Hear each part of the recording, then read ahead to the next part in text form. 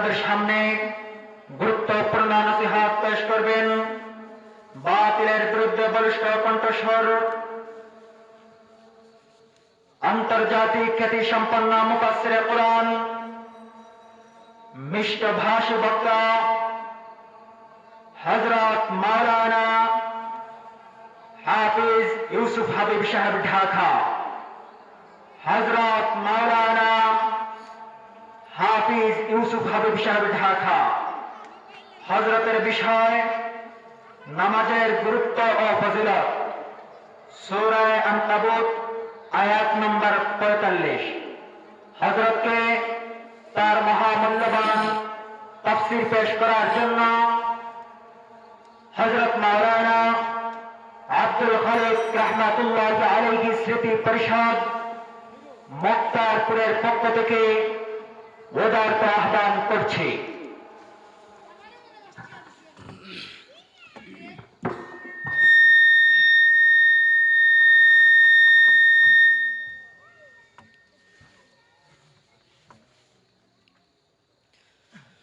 السلام عليكم ورحمة الله وبركاته.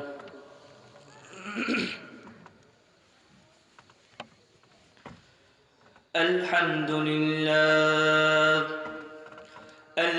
لله الذي جعل الشمس والقمر بحسبان والنجم والشجر يسجدان وفضل زمانا على زمان كما فضل مكانا على مكان وإنسانا على إنسان. ونعوذ بالله من شرور أنفسنا ومن سيئات أعمالنا. من يهده الله فلا مضل له ومن يضلل فلا هادي له. ونشهد أن لا إله إلا الله وحده لا شريك له لا ضد له ولا ند له ولا مثل له ولا جلد بلد ولد جسد رسوى نزوى جزوى عزم له. ونشهد أن سيدنا وسندنا وحبيب ربنا وطبيبنا وطبيب قلوبنا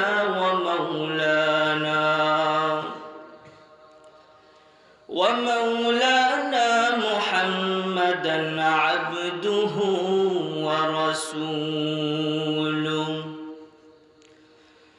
صلى الله تعالى عليه وعلى آله وصحبه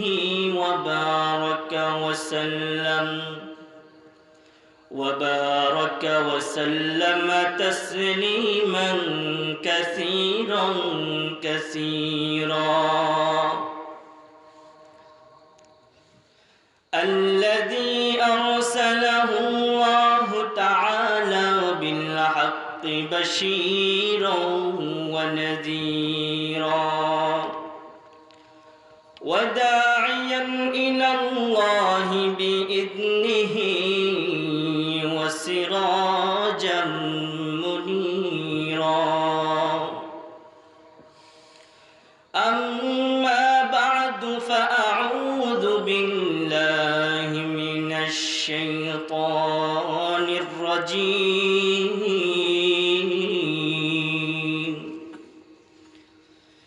بسم الله الرحمن الرحيم.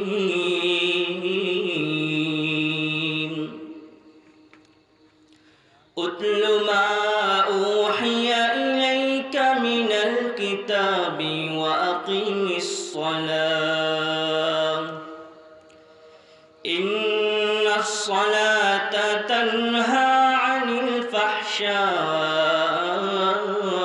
والمنكر ولذكر الله أكبر والله يعلم ما تصنعون.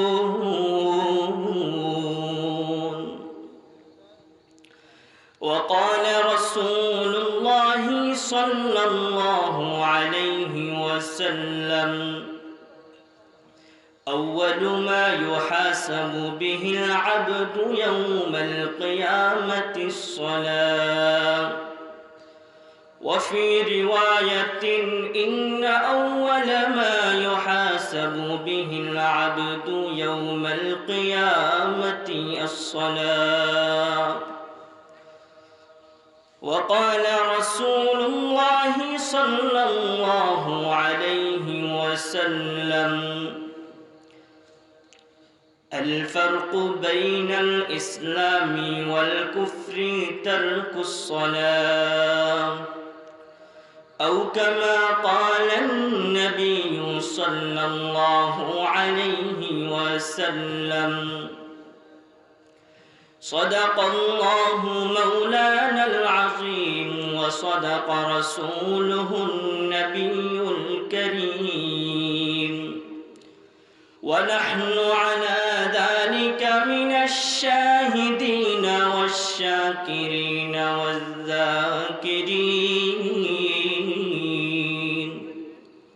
والحمد لله رب العالمين.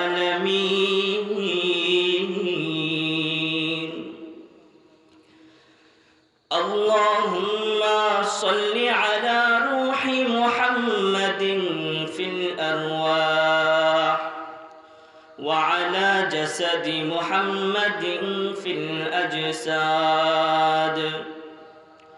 وعلى قلب محمد في القلوب، وعلى جسد محمد في الأجساد، وعلى قبر محمد في القبور. दुल्फिशानी ने तेरे कतरों का दरिया कर दिया, दुल्फिशानी ने तेरे कतरों का दरिया कर दिया, दिल को रोशन कर दिया, आँखों को बीना कर दिया। बलगल उला बिकमालिही कशफत दुजा बिजमालिही, हसनत जमीउ खिसालिही, सल्लू अलैहि व आलिही। बलगल उला बिकमालिही कशफत दुजा बिजमालिही, हसनत जमीउ खिसालिही, सल्लू अलैहि व आलिही।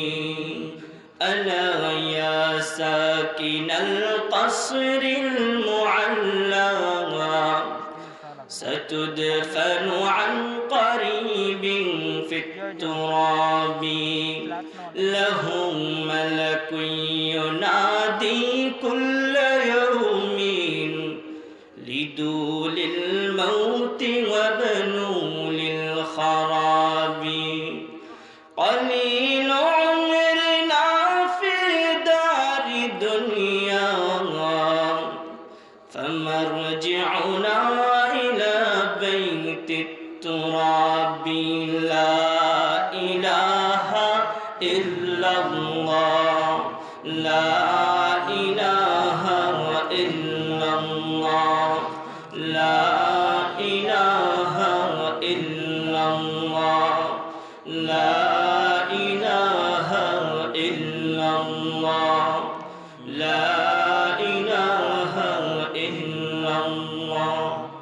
لا إله إلا الله محمد رسول الله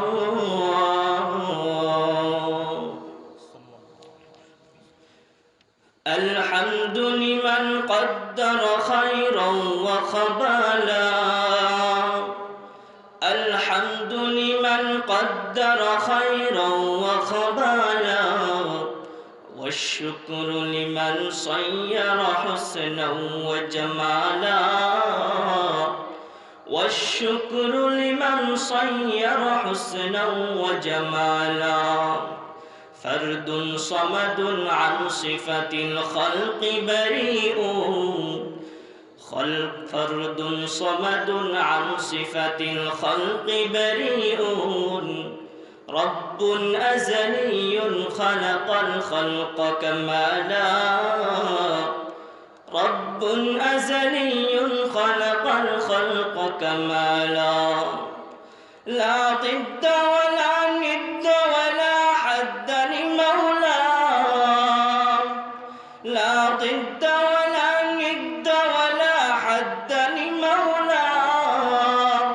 الآن كما كان ولم يلق زوالا الآن كما كان ولم يلق زوالا مقبولت ہے شاز ہے قابلت بہت ہے مقبولت ہے شاز ہے قابلت بہت ہے آئینہ کے مانندے تو نہیں دل تو بہت ہے آئینہ کے مانندے تو نہیں دل تو بہت ہے توفیق سے ہوتی ہے یہ نعمت کی خزینہ توفیق سے ہوتی ہے یہ نعمت کی خزینہ ہر مرد کی طاقت کی آور ہے نشانہ ہر مرد کی طاقت کی آور ہے نشانہ دنیا میں ہو دنیا کا طلبگار نہیں ہو دنیا میں ہو دنیا کا طلبگار نہیں ہو بازار سے گزر ہو خریدار نہیں ہو بازار سے گزر ہو خریدار نہیں ہو سبحانك لا علم لنا إلا ما علمتنا إنك أنت العليم الحكيم سبحانك لا علم لنا إلا ما علمتنا إنك أنت العليم الحكيم سبحانك لا علم لنا إلا ما علمتنا إنك أنت العليم الحكيم رب اشرح لي صدري ويسر لي أمري واحلل عقدة من لساني يفقه قولي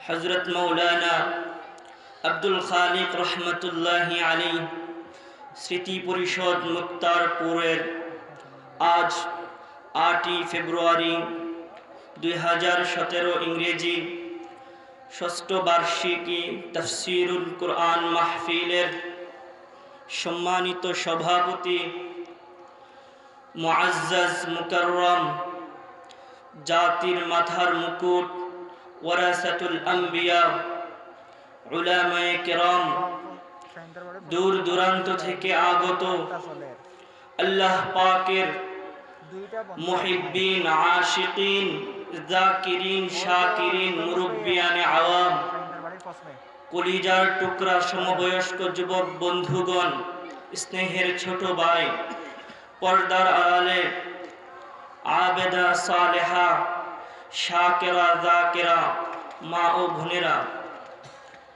মহান রব্বুল আলামিনের লক্ষ কোটি শুকর ও সুজুদ যিনি আমাদেরকে এই ফিতনা ফাসাদের জামানায় কোরআন হাদিসের ভিত্তিতে সহিহ তরিকায় কিছু কথা বলার ও শোনার তৌফিক দিয়েছেন।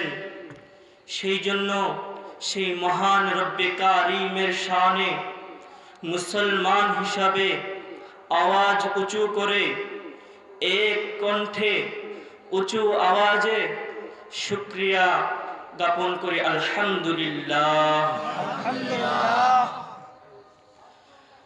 মহান রব্বে কারিমের দরবারে দুই শ্রেণীর মানুষ, রব্বে কারিম দুই শ্রেণীর মানুষের অন্তর দিয়ে রেখেছেন। এক শ্রেণীর মানুষের অন্তর, এটা আল্লাহ তাআলার কাছে খুবই প্রিয়, খুবই প্রিয়। এই জন্য ওই মানুষগুলোর অন্তরগুলোকে আল্লাহ তাআলা তার নূর দিয়া ঢেকে রাখেন।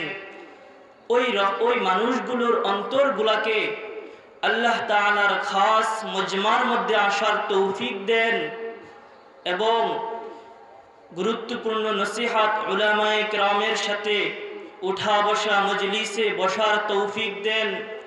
আরেক শ্রেণীর মানুষের অন্তর, যেগুলো পাথরের মতো কঠিন, আল্লাহ তাআলার ও তার রাসূলের আলোচনা শুনে তাদের অন্তরটা গলে যায় না, তাদের এই মজলিসে, মহতি মজলিসে আসার তৌফিক হয় না, ওরা হতবাগা।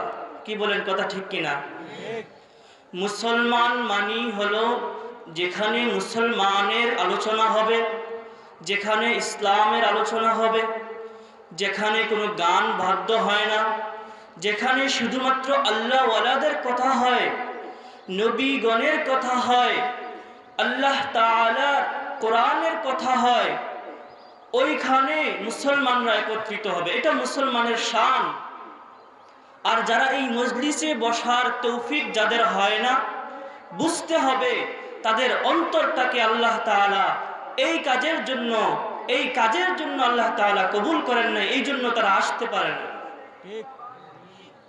কি বলেন, কথা ঠিক কিনা? এমন অনেক মানুষ আছে যারা এই সমস্ত মজলিস হলে গায়ের মধ্যে আগুন জ্বলে। কথা ঠিক কিনা? তারা এগুলো পছন্দ করে না। মহান রব্বে কারিমের জমিনে থাকে, রব্বে কারিমের রিজিক সে অন্বেষণ করে, রব্বে কারিমের রিজিক এর মাধ্যমে সে ভোগ বিলাস করে, রব্বে কারিমের জমিনে সে দম্ভ করে চলে, কিন্তু সেই রব্বে কারিমের শুকরিয়া আদায় করে না, সেই রব্বে কারিমের দরবারে সিজদা দেয় না, নামাজের জন্য মসজিদে যায় না। যারা নামাজের জন্য মসজিদে যায় তাদেরকে বলে দেখো, দেখানোর জন্য নামাজ পড়তে যায়। এমন আছে না নাই আপনাদের সমাজে? আপনাদের এলাকায় মনে নাই?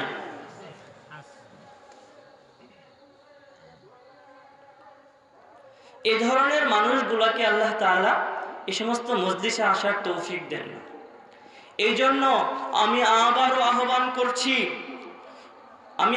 আহ্বান করছি যে সমস্ত মুসলমান যুবক ভাই দোকান পাটে দাঁড়িয়ে আছেন, অযথা সময় নষ্ট করছেন, বাড়িতে বসে আছেন শয়তান নামক ওই বাক্সটার সামনে, এখনো যে সমস্ত মুরব্বিয়ানে কেরাম দোকানে বসে বসে চা খাচ্ছেন, আমি ওই সমস্ত মানুষদেরকে বলছি অতি শীঘ্রই এই আল্লাহ ওয়ালাদের মজলিসে এসে উপস্থিত হয়ে যান।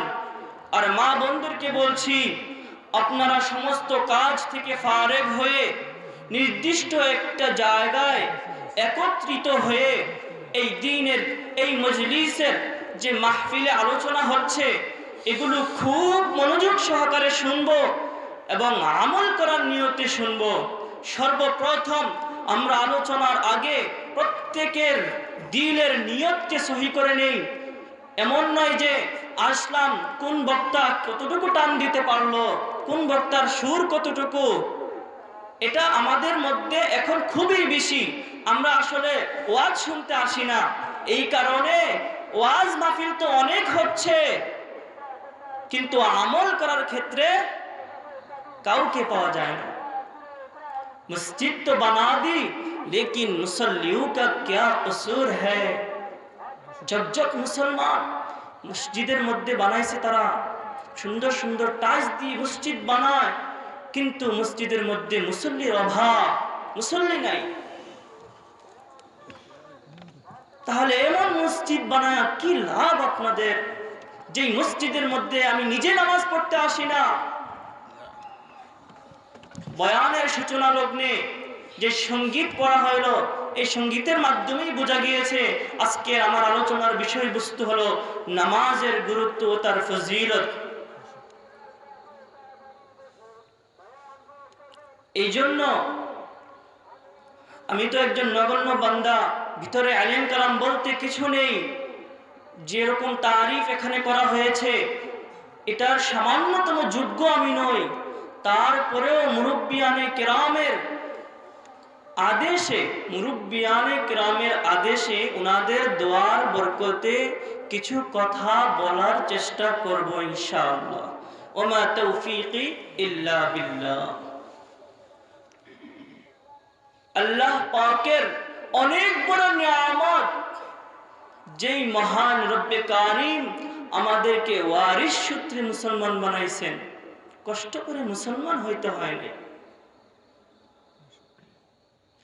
এত বড় নিয়ামত যে মুসলমানের ঘরে জন্ম দিয়েছে আল্লাহ পাক।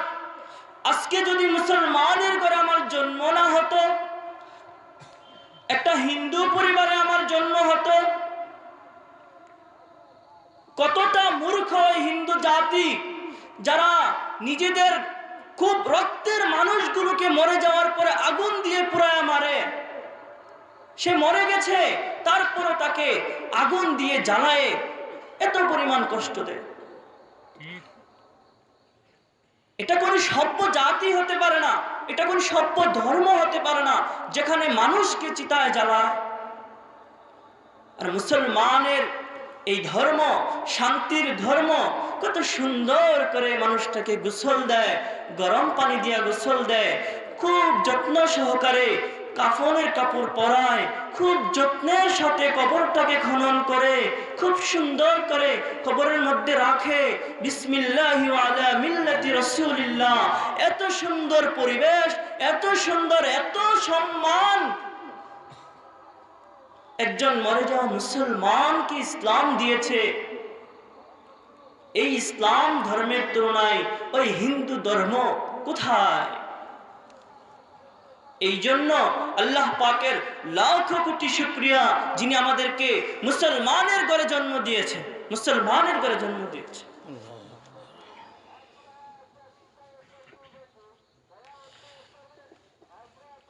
আল্লাহর রাসূল সাল্লাল্লাহু আলাইহি ওয়াসাল্লামের চাচা আবু তালিব মরজে মৌতের মধ্যে উপস্থিত, মৃত্যু শয্যায় শায়িত। নবীজিকে অনেক বেশি সাহায্য করেছেন, অনেক বেশি সাহায্য। কত কাছের মানুষ জান দিয়ে দিত নবীজির জন্য। কেউ নবীর বিরুদ্ধে একটা কথা বলবে, আবু তালেবের সহ্য হয় না। ওই আবু তালেব মৃত্যু শয্যায় শায়িত, রাসূল কানের কাছে গিয়ে আস্তে আস্তে করে বলতেছে, চাচা গো, একবার শুধু আমার কানে কালিমাটা পড়েন, একবার শুধু কালিমাটা কানে পড়ে দেন। কিয়ামতের ময়দানে আপনার ব্যাপারে সিদ্ধান্ত আমি আল্লাহ তাআলার কাছে সুপারিশের মাধ্যমে আমি আপনাকে জান্নাতে নিয়ে যাব। পাশে বসে আছে আবু জাহেল, উতবা, শাইবা, আবু সুফিয়ান। কি হে আবু তালেব, বাপদাদার ধর্ম ছেড়ে দিবা? শেষ পর্যন্ত বাপদাদার ধর্মে কালি মাখবা? রাসূলের এত কাছের মানুষ, কিন্তু ঈমানটা তার নসিব হলো না, ঈমানের দৌলত সে পায় নাই। আমরা কিন্তু ওই আবু তালেবের চেয়েও বেশি প্রিয় না নবীর কাছে। কতটা ভালোবাসতেন। এত কাছের মানুষ হওয়ার পরেও আল্লাহ তাআলা তাকে ঈমানের দৌলত দান করেন নাই রে মুসলমান। এত বছর পরে, প্রায় 1400 বছর পরে আমাদেরকে আল্লাহ তাআলা মুসলমানের ঘরে জন্ম দিয়েছেন, এটা যদি আমাদের কপাল, আমাদের ভাগ্য না হয় তাহলে আর কি? এত বছর পরে কত দূরে আমরা নবীজির থেকে, আল্লাহ তাআলা আমাদেরকে এই ঈমানের দৌলত দান করেছে।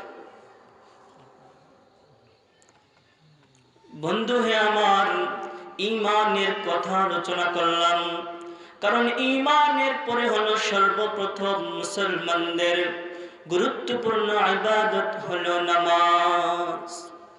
নামাজ ঈমানের পরে সর্বপ্রথম গুরুত্বপূর্ণ আমল হলো নামাজ। যে আয়াতে কারিম আমি তিলাওয়াত করেছি, শুধু একটি মাত্র আয়াত আমি তিলাওয়াত করেছি, এমন অনেক আয়াত আছে যেখানে শুধুমাত্র যাকাত শব্দের সাথে এই সালাত এই শব্দের ব্যবহার ৮০ জায়গায় হয়েছে কোরআনে কারিমের মধ্যে, ৮০ জায়গায়, শুধু এই নামাজের আদেশের ব্যাপার। নামাজের গুরুত্ব অনেক বেশি। বিশ্ব নবী, শ্রেষ্ঠ নবী হযরত মুহাম্মদুর রাসূলুল্লাহ সাল্লাল্লাহু আলাইহি ওয়াসাল্লামের লক্ষ লক্ষ অগণিত হাদিস থেকে দুইটি মাত্র হাদিস আমি তেলাওয়াত করলাম। ইনশাআল্লাহ আল্লাহ তাআলার তৌফিক যদি শামিল হাল হয়, এই সমস্ত দুইটা হাদিস আর কোরআনে কারীমের কিছু ব্যাখ্যা বিশ্লেষণ আপনাদের সামনে পেশ করার চেষ্টা করব। এখানে যে সমস্ত মানুষগুলো বসে আছেন, খুব মনোযোগ সহকারে আলোচনা শুনবেন। শুধুমাত্র সুর শোনার জন্য কখনো মনোযোগ দিবেন না। কোন কথাটা বলা হচ্ছে, এটা আমার জিন্দেগির মধ্যে কোন জায়গায় আমি এটাকে ফিট করব, এটা আপনি চিন্তা করবেন। কে বলছে সেটা পড়ে, কি বলছে সেটা দেখেন, কি বলছে সেটা দেখেন। আচ্ছা ঠিক আছে তো ভাইয়া। দুই ধরনের মানুষ এখান থেকে ফিরে যাবে। এই মসজিদ শেষ হলে দুই ধরনের মানুষ এখান থেকে ফিরে যাবে। এক ধরনের মানুষ যারা এই ওয়াজ নসিহত থেকে উপদেশ গ্রহণ করে নামাজি হয়ে যাবে। আরেক দল যারা কিনা শুধু সুর শোনার জন্য আসছে, তারা শুধুমাত্র এই সুর নিয়ে যাবে, রাস্তায় গিয়ে ভুলে যাবে। ফজরের নামাজ সে আসবে না। নামাজের গুরুত্ব, তার ফজিলত, আল্লাহর রাসূল সাল্লাল্লাহু আলাইহি ওয়াসাল্লাম যখন মেরাজের রাত্রি রব্বে কারীমের শানে হাজিরা দিতে গেলেন, রব্বে কারীমের পক্ষ থেকে একটি হাদিয়া দেওয়া হলো রাসূল করিম সাল্লাল্লাহু আলাইহি ওয়াসাল্লামকে। বলেন তো সেই হাদিয়াটা কি? বলেন। নামাজ। কি? নামাজ। কয় ওয়াক্ত দিছিল? 50 ওয়াক্ত। কয় ওয়াক্ত? 50। চিন্তা করতে পারেন, 50 ওয়াক্ত নামাজ যদি আমাদের উপরে যেভাবে ছিল এভাবে থাকতো, খাওয়া দাওয়া করতে লাগতো, জমিনে চাষ করতে পারতেন? হ্যাঁ, সারাদিন তো নামাজই পড়তে হতো। রাসূল করিম যখন এই হাদিয়া নিয়ে ফিরে আসছিলেন, মুসা আলাইহিস সালাতু ওয়াস সালামের সাথে সাক্ষাৎ হয়ে যায়। মুসা আলাইহিস সালাম ডেকে বলে, ও হে রাসূল, উম্মতের কান্ডারে শেষ নবী, খাতামুন নবিয়্যিন, সাইয়্যিদুল মুরসালিন কি দিয়েছে হাদিয়া? কি দিয়েছে? বলে আমার মাওলা 50 ওয়াক্ত নামাজ হাদিয়া দিয়েছে। মুসা আলাইহিস সালাম বললেন, যান, ফিরে যান, মাওলার দরবারে ফিরে যান, আপনার উম্মত 50 ওয়াক্ত নামাজ পড়তে পারবে না। অনুগ্রহ, আমাদের উপর অনুগ্রহ মুসা আলাইহিস সালাম। রাসূল করিম আবার ফিরে যায় মাওলার কাছে। মাওলার কাছে গিয়ে বলে, আরেকটু কমায়া দেন, আরেকটু কমায়া দেন, আমার উম্মত তো 50 ওয়াক্ত নামাজ পড়তে পারবে না। যাও যাও, 5 ওয়াক্ত নামাজ কমায়া দিলাম, 45 ওয়াক্ত নামাজ নিয়ে যাও। রাসূল করিম ফিরে আসে। মুসা জিজ্ঞেস করে, কি ব্যাপার, কয় ওয়াক্ত কমালো, কয় ওয়াক্ত কমালো? রাসূল বলেন 5 ওয়াক্ত কমাইলো। মুসা বলে না না না, এটাও পারবে না, যান আবার যান, ওয়াসআলিত তাখফিফা, আরো কমান আরো কমান, আবেদন করেন আরো কমানোর জন্য। মুসা আলাইহিস সালাম বলেন আমার উম্মতের উপরে 2 ওয়াক্ত নামাজ দেওয়া হয়েছিল, এই 2 ওয়াক্ত নামাজ আমার উম্মত ঠিকমতো পড়তে পারে নাই, আর 45 ওয়াক্ত 45 ওয়াক্ত নামাজ আপনার উম্মত কি করে পড়বে? এটা ছিল মুসা আলাইহিস সালামের উদ্দেশ্য, কারণ উনার উম্মতকে 2 ওয়াক্ত নামাজ দেওয়া হয়েছিল, এটাও তারা পড়ে নাই।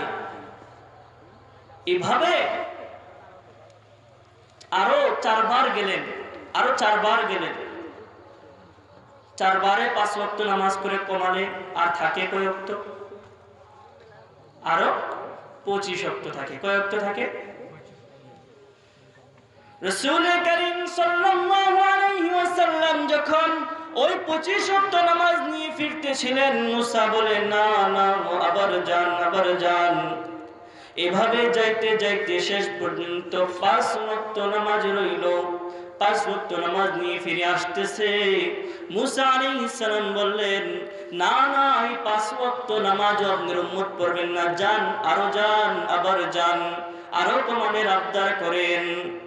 রাসূল করিম বলে না না, আমি আর আমার রবের দরবারে যাইতে পারবো না, আমার শরম লাগে, আমার শরম লাগে। কমাইছি 5 ওয়াক্ত করে করে, কয় ওয়াক্ত করে করে কমাইছে? এবার যদি যাই, তাহলে যদি আবার চাই, তাহলে আর কিছু থাকবো নি, হ্যাঁ আর কিছু থাকবো নি। আবার যদি 5 ওয়াক্ত কমাই দেয়, কিছু রইল নি আর। এই জন্য আর যান না। রব্বে কারীম ডাক দিয়ে বলে ওগো নবীজি, ও আমার হাবিব, তুমি শুনে রাখো, ইন্না লাকা বিহাদাল খামসি খামসিনা, তোমার উম্মতের মধ্যে যারা এই 5 ওয়াক্ত নামাজ জামাতের সাথে আদায় করবে, আমি আল্লাহ এই 5 ওয়াক্ত নামাজের বিনিময়ে 50 ওয়াক্ত নামাজের সওয়াব তাকে দিয়ে দিব। কাইফিয়ত কমানো হয়েছে, নামাজের ওয়াক্ত কমানো হয়েছে, সওয়াব কমানো হয় নাই। সওয়াব কয় ওয়াক্তর রয়েছে? 50 ওয়াক্তর সওয়াব রয়ে গেছে। এত ফজিলত যে 5 ওয়াক্ত নামাজ আপনি পড়বেন, 50 ওয়াক্ত নামাজের সওয়াব আপনার মিলবে। এরপরও যারা নামাজ পড়ে না, এর চাইতে আমার মনে হয় আর হতভাগা কেউ হতে পারে না। কি বলেন, কথা ঠিক কিনা? হাকিমুল উম্মত মুজাদ্দিদ হযরত মাওলানা আশরাফ আলী থানভী রাহমাতুল্লাহি আলাইহি বলেন আল্লাহ তাআলার কাছে 2 ধরনের অন্তর রয়েছে, যেগুলোকে এক ধরনের মানুষের অন্তরকে আল্লাহ তাআলা তার নূর দিয়ে ঢেকে রাখেন, তার নূরের মাধ্যমে পেঁচায় রাখেন। আরেক দলের মানুষ আছে যাদের অন্তরগুলো পাথরের নেই, শক্ত। যে সমস্ত মানুষগুলোর অন্তরগুলোকে আল্লাহ তাআলা পছন্দ করেন, সেগুলোকে আল্লাহ তাআলা তার নূরের জন্য প্রসারিত করে দেন। আফামান শারাহাল্লাহু সাদরাহু লিল ইসলামি ফাহুয়া আলা নূরিন মির রাব্বি। আফামান শারাহাল্লাহু সাদরাহু লিল ইসলাম, আল্লাহ রাব্বুল আলামিন যেই ব্যক্তির অন্তরকে ইসলামের জন্য প্রসারিত করে দেয়, ওই ব্যক্তির অন্তর ফাহুয়া আলা নূরিন মির রাব্বি, তার রবের পক্ষ থেকে নূরের উপরে থাকে, নূরের উপরে থাকে। ফাওয়াইলুল লিল কাসিয়াতি কুলুবুহুম মিন যিকরিল্লাহ উলাইকা ফি দালালিন মুবিন। আরেক দল মানুষের অন্তর যেগুলো পাথরের মতো শক্ত, এই সমস্ত অন্তরগুলোর জন্য বললেন ওয়াইলুন ওয়াইলুন, ধ্বংস, সাহকা, ধ্বংস। এই সমস্ত অন্তরগুলো ধ্বংস, আল্লাহ তাআলার জিকির থেকে গাফেল থাকে। এরাই হলো সবচেয়ে বড় স্পষ্ট পথভ্রষ্টতার মধ্যে রয়েছে। কি বলেন, কথা ঠিক কিনা? যে আয়াত আমি খুতবার মধ্যে পড়েছিলাম, উতলু মা উহিয়া ইলাইকা মিনাল কিতাব ওয়া আকিমিস সালাহ। আল্লাহ রাব্বুল আলামিন রাসূল করিম সাল্লাল্লাহু আলাইহি ওয়াসাল্লামকে নামাজের আদেশ দিচ্ছেন, এখানে নামাজের আদেশ দিচ্ছেন। আল্লাহ রাব্বুল আলামিন রাসূল করিম সাল্লাল্লাহু আলাইহি ওয়াসাল্লামকে বলেন, ওগো নবীজি, কাফেরদের কথায় আপনি কষ্ট পায়েন না। কাফেররা কত কিছু বলে, সেগুলোর প্রতি আপনি ভ্রুক্ষেপ করেন না। আমি মাওলা আপনার কাছে যে কোরআন পাঠাইতেছি এটা আপনি তেলাওয়াত করেন আর নামাজ কায়েম করেন। ওগো নবীজি, জানেননি এই নামাজের ফজিলত, এই নামাজের ফজিলত, এই নামাজ হলো এরকম, ইন্নাস সালাতা তানহা আনিল ফাহশাই ওয়াল মুনকার। এই নামাজ অশ্লীল কাজ, বেহায়াপনা, বেবিচার, অন্যায়, সমস্ত অন্যায় কাজ থেকে এই নামাজ বিরত রাখে। এখন বলবেন, হুজুর নামাজ তো পড়ি, অনেকে তো নামাজ পড়ে কিন্তু গুনার কাজও দিকে করে। মুফাসসিরিনে কেরাম এই আয়াতের তাফসীরের মধ্যে লেখেন, অনেক বিভিন্ন তাফসীর করেন। এর মধ্য থেকে আমি কয়েকটা তাফসীর পেশ করছি। একটা হলো, যেই ব্যক্তি এই নামাজের মধ্যে যতক্ষণ দাঁড়ানো থাকবে ততক্ষণ সে কি থাকে, অন্যায় অশ্লীল কাজ থেকে কি থাকে, বিরত থাকে। মসজিদে কেউ গুনার কাজ করেনি, কথা বলেন, আপনার এলাকায় মনে করে মসজিদে কেউ গুনার কাজ করেনি, করে না। মসজিদের মধ্যে গুনার কাজ হয় না, এটা হলো একটা ব্যাখ্যা। যতক্ষণ সে নামাজে থাকবে ততক্ষণ সে গুনার কাজ করে না। আরেকটা হলো যে সব সময় নামাজের মধ্যে মুআযাবাত করে, অর্থাৎ সব সময় নামাজ পড়ে এমন ব্যক্তি যাদের অন্তরটা সব সময় মসজিদের সাথে থাকে। আজান শুনলে সে ঘরে বসে থাকতে পারে না, মসজিদে চলে আসে। মুফাসসিরিনে কেরাম বলেন, আজকে এই জামানার মধ্যে মুসলমানদের অবস্থা এমন যে তারা নামাজের রক্ত ছাড়া বাহিরের মধ্যে দুনিয়ার কাজ নিয়ে চিন্তা করে, নামাজে দাঁড়ায়ও দুনিয়াবি চিন্তা করে। কোথায় কয় টাকা রেখে আসলাম, নামাজের পরে কোথায় যাইতে হবে, আরে সে তো আমাকে একটা কথা বলছিল, ওইটা তো করা হয় নাই। এই ধরনের সমস্ত নামাজের বাহিরের কথাবার্তা নামাজের মধ্যে যদি কেউ চিন্তা করে, মুফাসসিরিনে কেরাম বলেন লা সালাতা লাহু, এটা তো কোনো নামাজই না। মান লাম তানহাহু সালাতু আনিল ফাহশাই ওয়াল মুনকার ফালা সালাতা লাহু। যে ব্যক্তির নামাজ তাকে অশ্লীল কাজ থেকে বিরত রাখে না, যে ব্যক্তির নামাজ তাকে অন্যায় কাজ থেকে বিরত রাখে না, সেই ব্যক্তির নামাজ এটা কোনো নামাজই না, এটা নামাজ না। কোন ধরনের নামাজ তাহলে আসল নামাজ? আল্লাহ তাআলা আরেক আয়াতের মধ্যে বলেন, قد أفلح المؤمنون الذين هم في صلاتهم خاشعون।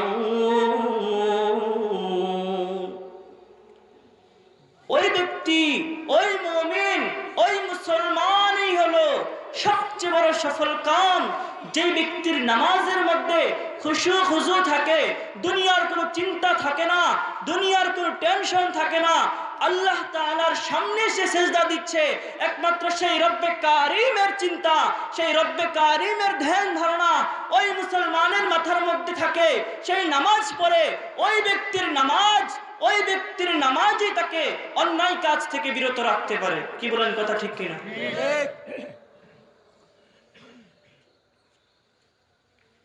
একমাত্র ওই ব্যক্তির নামাজই তাকে অন্যায় কাজ থেকে বিরত রাখবে।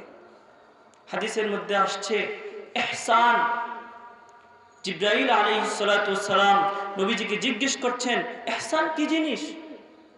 হাদিসের মধ্যে বলা হয়েছে, আনতাবুদাল্লাহা কান্নাকা তারা, এমন ইবাদত করো যেন তোমার মনে হচ্ছে তুমি মাওলাই কারীমকে দেখতেছো।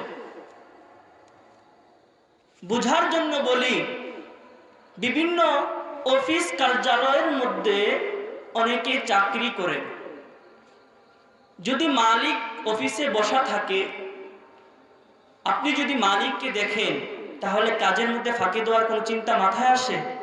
কি বলেন? মাথার আসে কোনো চিন্তা? এই ধরনের চিন্তা আসে যে কাজের মধ্যে একটু ফাঁকি দিই? কেন? কারণ সে মালিককে দেখতেছে। সে কাকে দেখছে? সে মালিককে দেখতেছে। এই জন্য সে কাজের মধ্যে ফাঁকি দেওয়ার চিন্তা করে না। এটা হলো প্রথম সূরা, আনতা আবুদাল্লাহা কাআন্নাকা তারাহু, এমন ভাবে ইবাদত করো, মাওলার ইবাদত এমন ভাবে করো যেন তুমি মাওলাকে দেখতেছো, যেন তুমি রব্বে কারিমের সামনে দাঁড়ায় রব্বে কারিমকে দেখতেছো। যে ব্যক্তির দিলের মধ্যে এতটুকু ইয়াকিন চলে আসবে যে আমি মাওলাই কারিমকে দেখছি, তাহলে সে কখনো নামাজের মধ্যে দুনিয়াবি চিন্তা করতে পারে না। নামাজের মধ্যে খুশিগুলো ঠিক রেখে সে মহান রব্বে কারিমের দরবারে সিজদা দিবে। কি বলেন, কথা ঠিক কিনা? এটাও যদি না হয়, আপনার এই ধরনের কামালিয়ত আসে নাই, বা আপনার এই ধরনের ভিতরে যোগ্যতা আসে নাই যে আপনি আল্লাহকে দেখতে পারেন, এই ধরনের চিন্তা আপনার ভিতরে আসতে পারে না, তাহলে আরেক সূরা আছে, ফাইন লাম তাকুন তারা